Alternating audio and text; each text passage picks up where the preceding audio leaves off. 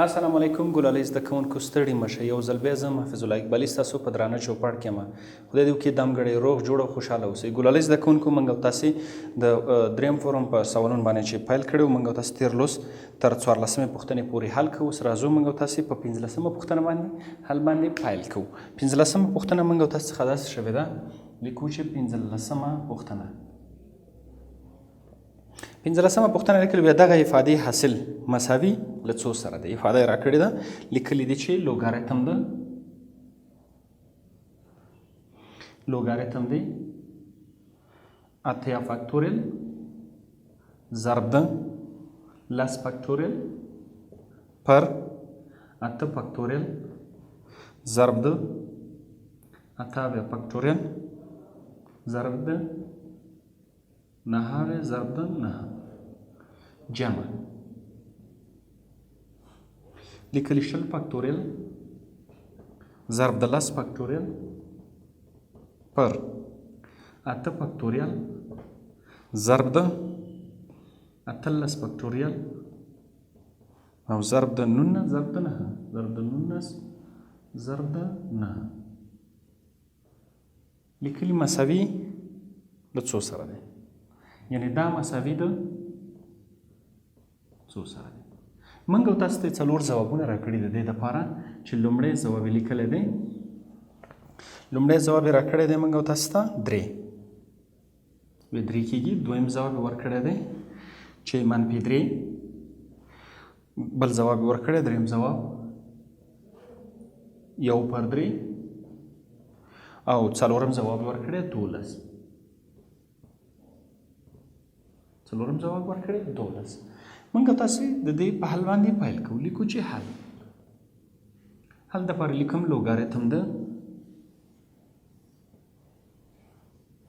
که دلته موږ تاسې وګورو، اول معادله ولیکم اتیا افاده اتیا ضرب د لس فکټوریل پر اته فکټوریل ضرب د اوه اتاویا فکټوریل ضرب د نهاویا ضرب د نهه جمع شل فاکتوریل ضرب د لس فاکتوریل پر اته فاکتوریل ضرب د اتلسو فاکتوریل ضرب د 19 ضرب د 9 دا مساوي کېږي لوګاریتم د. ګورئ که موږ تاسې دلته وګورو، دلته اتیا فاکتوریل دی، دلته اتاویا فاکتوریل دی، نو دې ته دومره انکشاف ورکوو چې تر دې ورسېږي. لکه اتیا ضرب د نهاویا ضرب د اتاویا فاکتوریل. بل دلته ګورو فاصله دلته اته دی فاکتوریل دی، نو لیکم لس ضرب د نهه ضرب د اته فاکتوریل پر اته فاکتوریل ضرب د اتاویا فاکتوریل ضرب د نهاویا ضرب د نهه جمع. دلته ګورو، دلته شل دی، دلته اتلس دی، نو لیکم تر اتلسو پورې انکشاف ورکوم. شل ضرب د 19 ضرب د اتلس فکټوریل. په دویم پړاو کې دلته وګورئ اته فکټوریل دی او دلته لس دی، لیکم لس ضرب د نهه ضرب د اته فکټوریل پر اته فکټوریل ضرب د اتلس فکټوریل ضرب د 19 ضرب د 9 دا مساوي کېږي لوګاریتم ده. ګورئ دلته دا تا که موږ تاسې وګورو، دا د دې سره اختصاریږي. څه کېږي؟ اختصاریږي. کله چې اختصار شو موږ دلته وګورئ دا قیمت د دې سره اختصاریږي او 9 د 9 سره اته فاکتوریل د اته فاکتوریلو سره او دلته هم اتلس فاکتوریل د اتلسو فاکتوریلو سره 19 د 19 سره 9 د 9 سره او اته فاکتوریل د اته فاکتوریل سره خلاصېږي.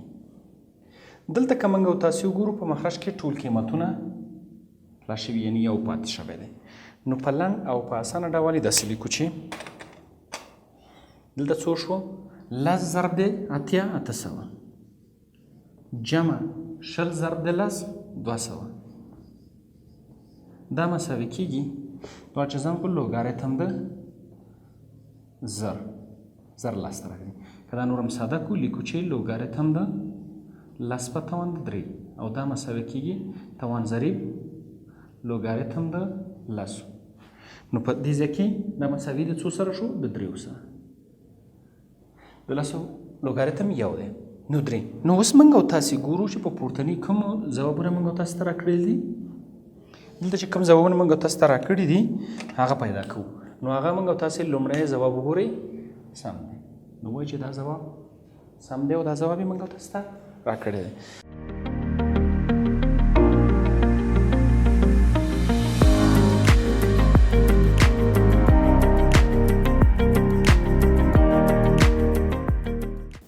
شپاړسمه پوښتنه لیکمه چې کوساین د سل بیتا پر کوساین د 50 منفي ساین د 50 پر کوساین د 50 بیتا منفي ساین د 50 بیتا دا مساوي کېږي د څو سره؟ داسې پوښتنه شوې ده. د دې دپاره هم موږ تاسو ته 4 ځواب راکړل شوي دي. 4 ځوابونو کې لومړی ځواب یې ورکړی دی چې ساین د 50 بیتا منفي کوساین د 50 بیتا. لیکلي دي ساین د 50 بیتا منفي کوساین د 50 بیتا. دویم ځواب یې ورکړی دی چې یو. او دریم ځواب یې ورکړی کوساین د 50 بیتا منفي ساین د 50 بیتا. کوساین د 50 بیتا منفي ساین د 50 بیتا. او څلورم ځواب یې ورکړی دی چې کوساین د 50 بیتا جمع ساین د 50 بیتا. کوساین د 50 بیتا جمع ساین د 50 بیتا. دا 4 ځوابونه موږ او تاسو ته د دې دپاره موږ او تاسو ته راکړي دي. نو د دې د حل دپاره چې موږ او تاسو د دې د حل نه استفاده وکړو او په اسانۍ سره قیمت لاسته راوړو څه کوو؟ داسې لیکو چې لومړی انکشاف ورکوو حل. لیکمه چې کوساین د 100 بیتا پر کوساین د 50 بیتا منفي ساین د 50 بیتا دا مساوي کېږي. د دې ته که موږ وګورو د هغه موږ لیکو کوساین د الفا منفي کوساین د 2 الفا مساوي کېږي کوساین د الفا ضربې یعنی کوساین د 2 الفا مساوي کېږي کوساین د الفا منفي ساین مربع د الفا. کوساین مربع الفا سم د ساین د مربع. نو لیکم چې کوساین مربع ده دا که نیمه کو نو چې راځي 50 بیتا منفي ساین مربع ده 50 بیتا سره پر کوساین د 50 بیتا منفي ساین د 50 بیتا ساین د 50 بیتا. که دا رابطه نورم ساده کو دا د ا مربع منفي ب مربع مطابقت شکل لري. نو لیکم چې کوساین د 50 بیتا جمع ساین د 50 بیتا د یو قوس او بل قوس ته ضرب دی. همدا رابطه کوساین د په دوه قوسونو ته ځای کوو 50 بیتا منفي ساین د 50 بیتا. په مخرج کې خپل قیمت لیکو چې کوساین د 50 بیتا منفي ساین د 50 بیتا. دلته که موږ تاسو وګورو دا قوس د دې سره اختصاریږي د مخرج سره. نو کله چې دا اختصار شو پاتې کېږي چې موږ تاسو ته پاتې کېږي چې کوساین د 50 بیتا کوساین د 50 بیتا جمع ساين د 50 بیتا. دا قیمت موږ تاسو ته پاتې شو. یعنې ځواب یې موږ تاسو ته دا په لاس راغی. اوس ګورو په پورتنۍ معادلو کې چې کوم یو ځواب موږ تاسو ته سم دی. نو د سم ځواب څخه څه کوو؟ ګورو. لومړی ځواب یې ګورو منفي علامه لري، نه سم نه دی. دویم هم سم نه دی، چې یو دی دریم هم سم نه دی. نو څلورم ځواب اوس موږ تاسو لپاره سم دی.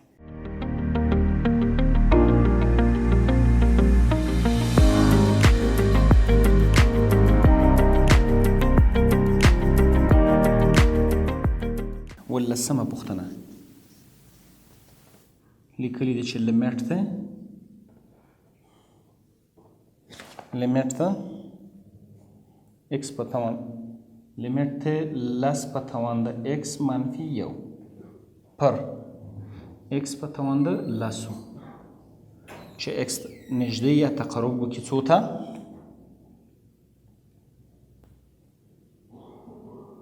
صفر ته. وایي د دې ځواب څو دی؟ د دې ځواب د لاسته راوړلو لپاره دا مساوي د څو سره دی؟ نو موږ او تاسې د دې په حل باندې پیل کوو. په حل باندې چې پیل وکړو، لومړی ځواب مخکې د دې نه په حل پیل وکړو، ځوابونه یې لیکو. لومړی ځواب یې راکړی دی صفر، دویم ځواب یې راکړی دی چې لا یتنهي، او دریم ځواب یې راکړی دی چې ln د لس، او څلورم ځواب یې راکړی دی چې لس. دا څلور ځواب یې موږ او تاسو سره کړي دي.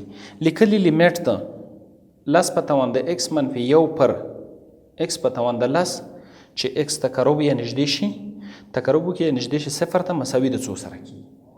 نو د دې دپاره موږ ته څلور ځوابونه راکړل شوي چې لومړی ځواب صفر، دویم ځواب لا یتنهي، دریم ځواب ln د لس، او څلورم ځواب لس دی. د حل دپاره دلته پیل کوو، لیکو چې حل د دې سوال حل دلته دی. حل لیکم لیمیټ ته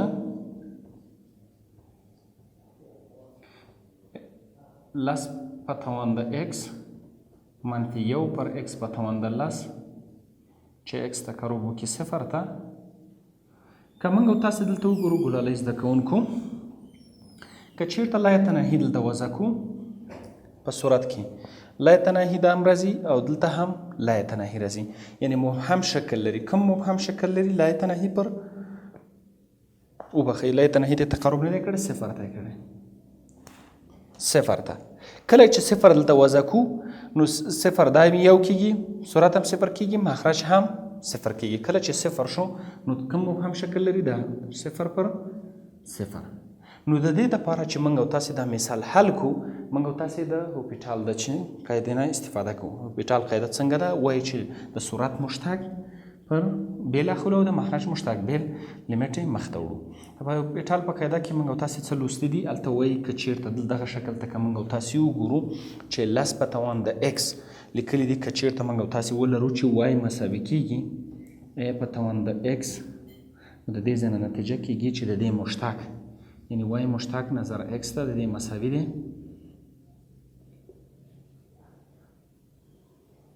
یعنی د دې مشتق چې موږ او تاسې لاسته راوړو څو کېږي؟ په خپل همدا قیمت، یعنی a په توان د x ضرب د ln د a دی مشتق دی. که موږ او تاسې د دې مشتق واخلو او مشتق یې لاسته راوړو، نو موږ او تاسې څه لیکو؟ داسې لیکو چې لیمیټ ته خپله دا قیمت لیکم لس په توان د x منفي یو پر x په توان د لسو چې x تقرب وکړي صفر ته، دا مساوي کېږي لیمیټ ته چې x تقرب وکړي صفر ته د صورت مشتق اخلو. صورت مشتق چې واخلو د نظر دې قاعدې ته، نو څو راځي؟ لس په توان د x ضرب د ln د a پر مخرج مشتق چې والو لس ضرب د x په توان د نه توان نه یو کمو.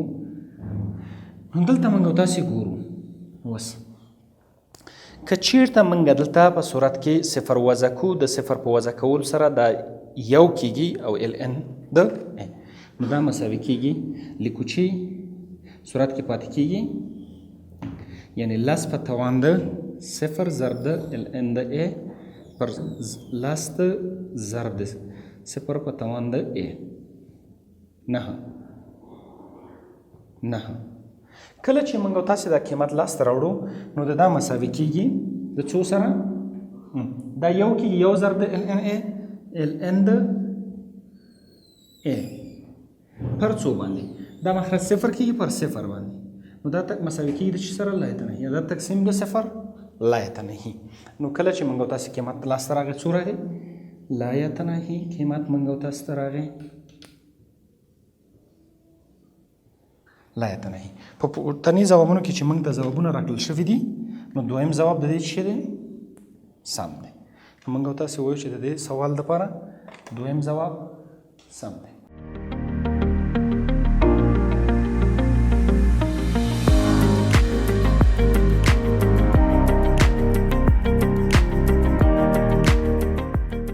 اتلسمه پوښتنه داسې شوې ده د وضع قیمتو قایم سیستم د نقطې موقعیت یا د ټکي موقعیت یا ځای راکړی د پی لیکلي دي 828 بیا د ساین علامه هغه علامه تابع ده د ساین تابع بیا 828 یو لاندې ناحیو څخه شتون لري یعنې په کومه ناحیه کې ده لیکو چې اتلسمه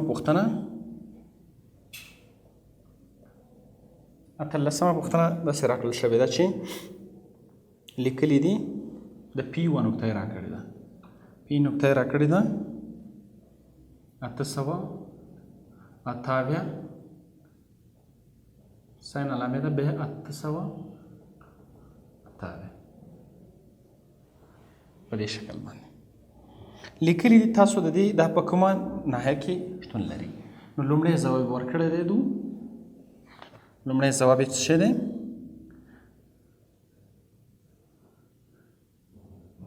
څلورمه ناحیه دویم ځواب یې ورکړی دی اوله ناحیه او دریم ځواب یې ورکړی دی چې دویمه ناحیه او څلورم ځواب یې ورکړی دی چې دریمه ناحیه. په کومه ناحیه کې دا شتون لري موږ تاسې لیکو چې حل دپاره موږ تاسې د ساین تابع یو مثال لرو دا یو مثال دی چې موږ تاسو ته راکړل شوی دی لوستم دی چې یو 0 او منفي یو دی دلته لیکلی چې x باید لوی د 0 څخه اوسي دلته لیکلی چې x مساوي د 0 څخه اوسي او x کوچنی د 0 څخه اوسي. دا تعریف شوي ثابت قیمتونه دي چې موږ تاسو ته راکړل شوي که دې ځای کې موږ وګورو دا قیمت د x دی او دا د څه دی د y دی د y قیمت دی. نو چې د y قیمت دی موږ لیکو چې x مساوي کیږي 828 y مساوي کیږي y څو لیکو 800 د ساین تابع قیمت 828 دا چې دا یو مثبت عدد دی نو د مثبت عدد دپاره موږ تاسې ته نه د 0 نه لوی یعنې یو کېدلی شي د دې نه غټ قیمت نشي اخیستی نو موږ لیکو چې دا مساوي کیږي د یو سره.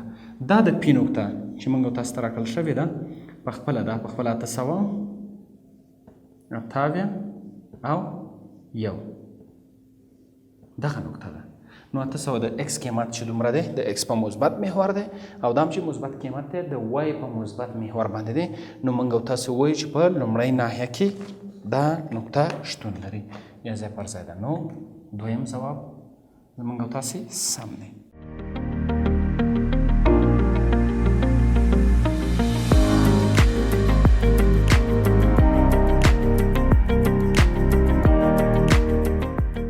راځو 19مې پوښتنې ته ګلالۍ زده کوونکو. 19مه پوښتنه داسې پوښتل شوې ده چې لیمټ د یو منفي 4 په توان د x پر x چې x تقرب وکړي 0 ته مساوي له څو سره دی. نو د دې د پوښتنې حل دپاره موږ لیکو چې څلورمه وبښئ 19مه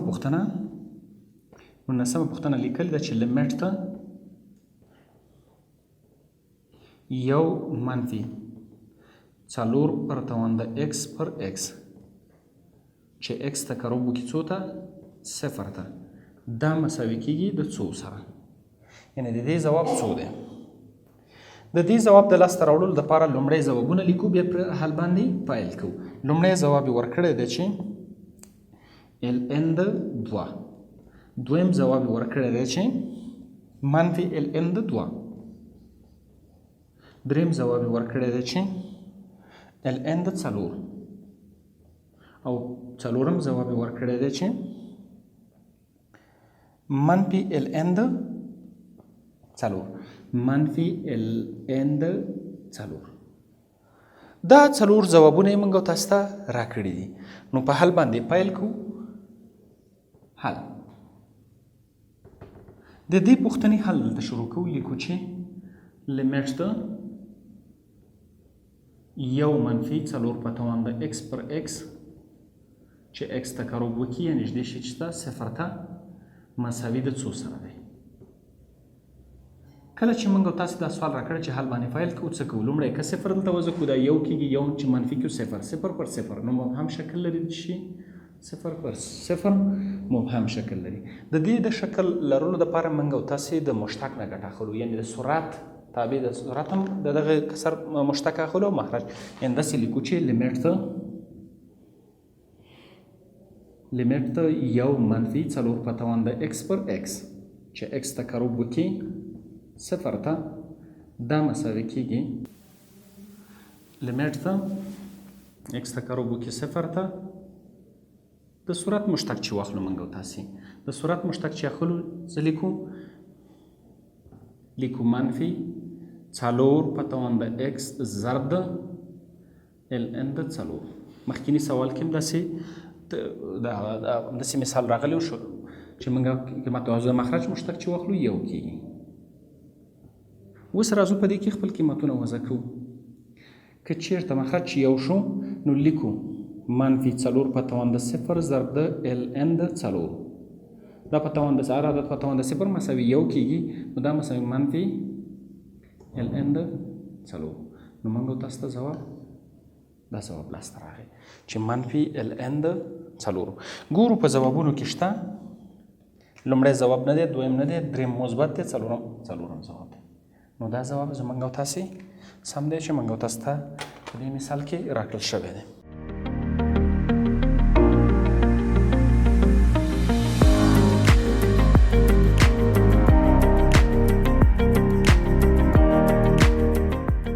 راځو بلې پوښتنې ته. ګلالی زده کوونکو بله پوښتنه موږ او تاسې لرو چې 20مه پوښتنه ده. د مثلثاتي مساوات چې ټولې زاویې قیمتونه یې همزمان سم وي عبارت دی له. همداسې یوه پوښتنه شوې ده. په دې پوښتنه کې چې راغلي وي هغه که چیرته په مثلثاتي مساوات کې چې ټول قیمتونه یا زاویې په همزمان مساوي وي د چی په نامه یادېږي؟ مثلثاتي معادلې په نامه یادېږي. یعنې مثلثاتي معادله ده چې قیمتونه موږ تاسو پکې وضع کوو. څلور ځواب یې ورکړي. لومړی مثلثاتي معادله، دویم مثلثاتي مطابقت، مثلثاتي مساوات، مثلثاتي افاده. مثلثاتي معادله. بل سوال راکړی چې لیمیټ د 6x جمع 15x پر ساین د x، ساین د تابع یعنې ساین SGN x چې x ته کروب وکړي منفي 2 ته نو لیمیټ مساوي له 2 سره دی. راځو لیکو چې څومره پوښتنه 21مه پوښتنه لیکل شوې ده چې لیمیټ د 21مه پوښتنه 6x جمع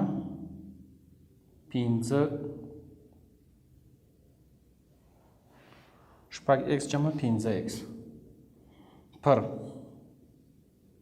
د ساین تابع x چې x ته کروب وکړي منفي 2 ته دا مساوي د 2 سره دی. لومړی ځواب یې راکړی موږ تاسو ته. لومړی ځواب یې ګورو چې څو دی؟ 22 لیکلی دی 22.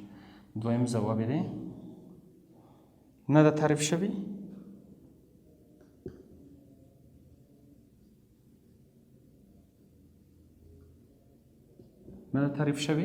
او دریم ځواب یې دی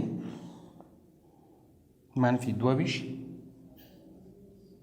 او څلورم ځواب یې دی چې موږ تاسو ته راکړی 0.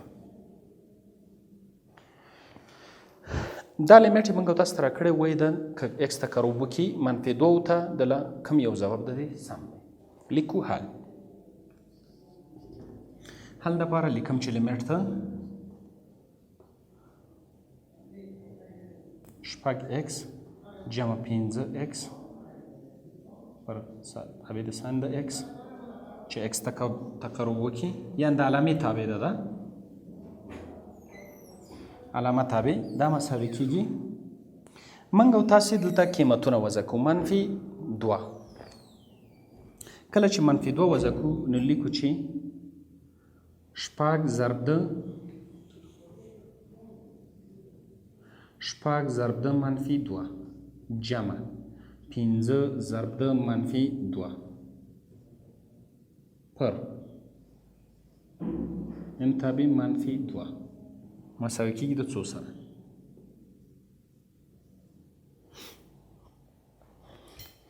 د دې قیمتونو د ضرب دپاره چې موږ تاسې قیمتونه لاسته راوړو نو آخري قیمت یې څو راځي.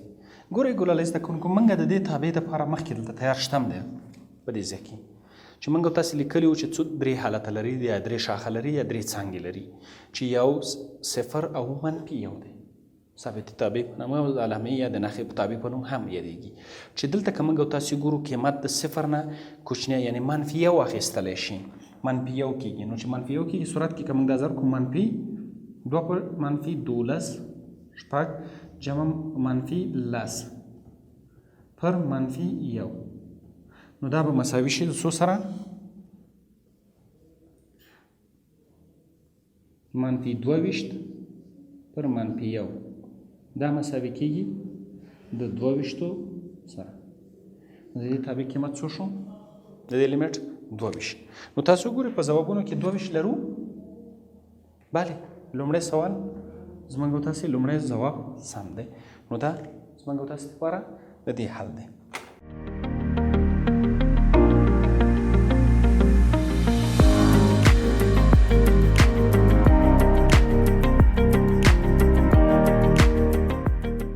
دوهمشتمه پوښتنه راکړې ده. دوهمشتمه پوښتنه راکړې وې که چیرې د جی ایکس تابع څو څانګې لري نو ساین د ایکس جمع ایکس یوه څانګه ایکس مربع منفي یوه بله او ایکس مکعب جمع تحت جذر د ایکس مربع جمع 1 وې د دې لیمیټ لاسته راوړئ چې ایکس تقرب وکړي چې شي ته مثبت 1 یعنې ښي خوا نه مثبت 1 ته تقرب وکړي. نو د دې د لاسته راوړلو دپاره موږ او تاسې کار کوو. ښي خوا نه منفي 1 ته تقرب کړی دی. ښه راځو لیکو سوال لیکو. دوهویشتمه پوښتنه دا چې که جی ایکس تابع مساوي کېږي ساین د ایکس جمع ایکس شرط یې ورته ورکړی دی چې څه شی لیکلی چې ایکس باید لوی یا مساوي د چې 0 اوسي. دویم لیکلی چې ایکس مربع منفي 1 دلته تعریف چې ورکړی ورته منفي 1 د دې منفي 1 څخه ایکس لوی اوسي او د 0 څخه کوچنی. بل یې ورکړی دی چې ایکس مکعب بله څانګه شرط یا تعریف چې ورکړی دی چې باید څه اوسي منفي 3 ایکس او منفي 1 دا تابع راکړې ده. وایي تاسو یې د دې څه پیدا کړئ لیمیټ ته جی ایکس چې ایکس تقرب وکړي منفي 1 ته او مثبت یعنې د ښي لوري څخه مساوي کېږي د څو سره. سوال داسې شوی دی. ځوابونه یې راکړي دي. د ځوابونو دپاره موږ ته یې راکړی لومړی ځواب منفي 1 دویم ځواب یې راکړی دی چې 0 او دریم ځواب یې راکړی 1 څلورم ځواب یې راکړی دی 2. دا موږ تاسو ته څلور ځوابونه راکړي دي د تابع دپاره. وې د جی ایکس تابع لیمټ چې یو کوي لاسته راوړي. ښه ګلالۍ زده کوونکو موږ او تاسې که دلته وګورو تقرب یې څو ته کړی منفي 1 ته او دلته د صفر نه لوی قیمت اخلي نو دا تابع ته نه ده. دلته موږ او تاسې ګورو د دویمې منفي 1 ته منفي 1 نه باید چې لوی وسي نو نږدې شوی منفي 1 ته نو دې دپاره څه ته کوي راځو دې بلې تابع ته دلته لیکلي چې د منفي 1 سره برابر وي یا د منفي 1 څخه لوی قیمت وي او د منفي 1 سره برابر وي یا د منفي 1 نه کوچنی اوسي نو بیا دا هم نه ده نو د منځنۍ تابع ده. نو داسې لیکو چې حل لیمټ ته جی ایکس چې ایکس ته کروب وکړي منفي 1 ته د ښي لوري څخه دا مساوي کېږي لیمټ ته چې سره د څو دی ایکس مربع منفي 1 چې ایکس ته کروب وکړي منفي 1 ته نو دا به مساوي شي د څو سره دلته قیمت وضع کوو لیکو چې منفي 1 کل مربع منفي 1 منفي 1 کل مربع منفي 1 دا مساوي کېږي یو چې مربع کو یو کېږي یو منفي 1 مساوي د صفر سره. نو موږ تاسې ځوابونه لرو تیار ځوابونه یې څو راکړي راته موږ تاسو ته دویم ځواب د دې سم دی نو ځواب یې څو راغی صفر ځواب یې صفر شو.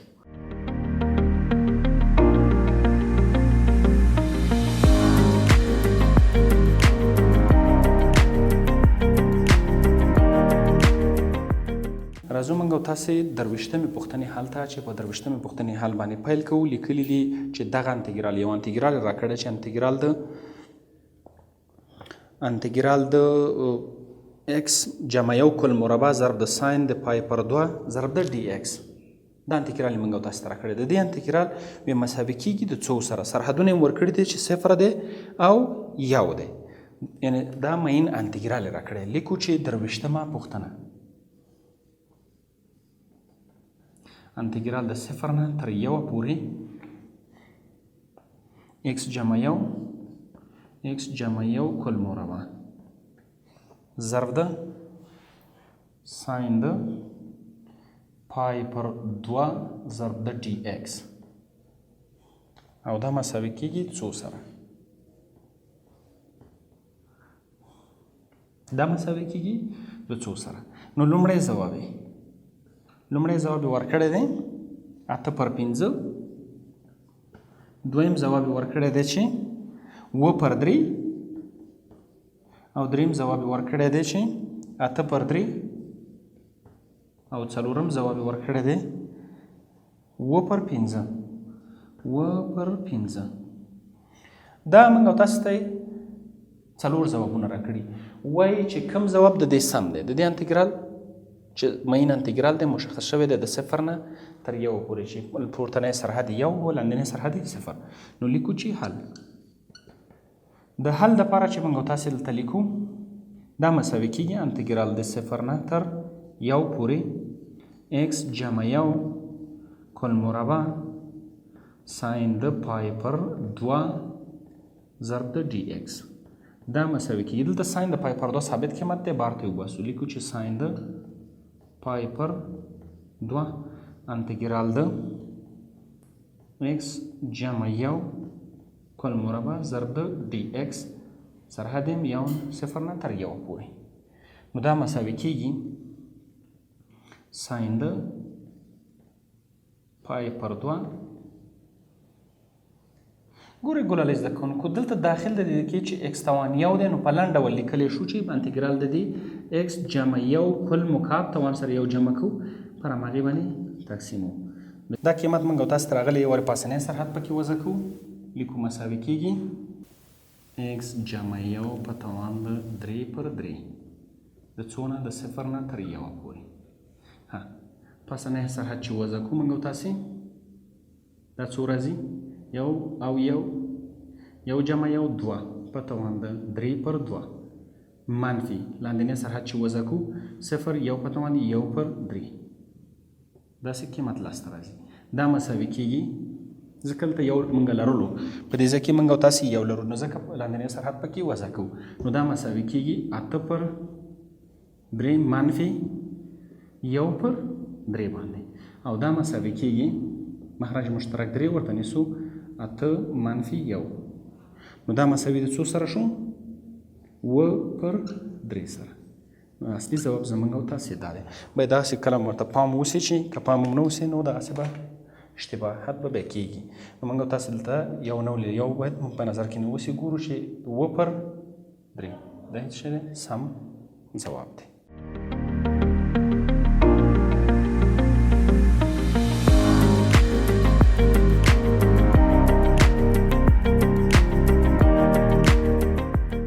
څلوېښتمه پوښتنه کې راغلي دي چې د هغه مستقیم خط معادله چې وضع کمیتو له مبدا څخه تیر او 1/5 مایل ولري عبارت دی له نو دا پوښتنه چې موږ تاسې کاروو نو د دې پوښتنې دپاره موږ تاسې لیکو چې تیار وضع کمیت مبدا 0 ده او ام مساوي مایل موږ تاسې ته راکړی 1/5 لومړی ځواب یې راکړی موږ تاسې ته لومړی ځواب دی وای مساوي کېږي 1/5 x منفي او دویم ځواب دی 1 وای مساوي کېږي 1/x 5x او دریم ځواب دی وای مساوي کېږي منفي 5x او دریم څلورم ځواب دی وای مساوي کېږي 5x سره 5x سره حل د حل دپاره چې موږ تاسې لیکو فورمول موږ لرلو چې y منفي y صفر y منفي y صفر او دا مساوي کېږي m ضرب د x منفي x صفر نو د y قیمت y صفر واضح کمیت دی صفر چې منفي شي منفي صفر مساوي کېږي د m قیمت څو دی 1/5 ضرب د x منفي صفر نو y مساوي شو 1/5 x سره نو قیمت موږ تاسې ګورو کوم ځواب زموږ او تاسې دپاره سم دی نو موږ دا معادله چې لاسته راغلي دا قیمت موږ تاسې دپاره سم دی نو دا وګوره زده کوونکو زموږ او تاسې نننی لوست نور هم په سپېڅلي رب سپارم الله مو مل شه ښې چانې